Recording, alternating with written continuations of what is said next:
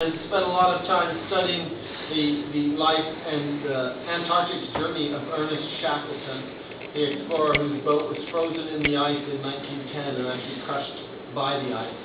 And he managed to keep himself and all his crew members alive over a 2-year span of time. It's a really amazing actual moment of history and true, I don't know if you can call it heroism or just it's just a human spirit. It's quite remarkable. And Bela has studied it intensely. He's read all the diaries of the sailors at the time and learned as much as he could about it.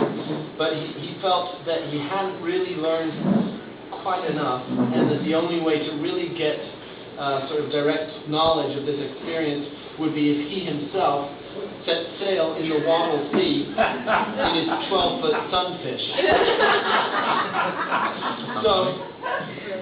So he did. I don't know why he laughed, because it's a heroic endeavor, especially for a violinist. So he set sail.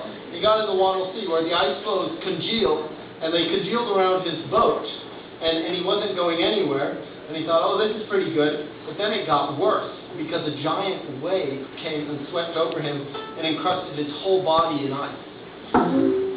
That's the sound it made. Could I get that again, please? Yeah, just like that.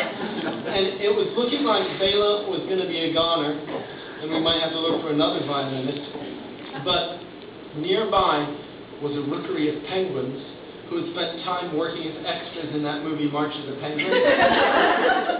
And they knew that human beings could survive off a little bit of fish every day. So they dive down every day and get some mackerel, some herring, sometimes a little bit of freshwater trout that's swimming out of its local territory. And they drop it down his throat. And Bela was able to survive for 2 months encrusted in ice, keeping a core body temperature of 50 degrees.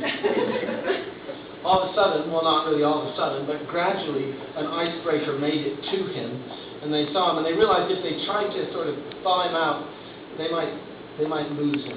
So they picked him up whole. They thawed out a chunk of the ice. They stuck him in the deep freeze on the boat, and they brought him back to the mainland, where Bela was an exhibit in the Smithsonian for 2 years. When he eventually thawed out, it took quite a bit of time, he wrote this following piece as a tribute to the penguin that fed him the largest morsels of food. And this is the piece I'm now going to play for you. It's called The Life and Times and Good Deeds of St. Penguin.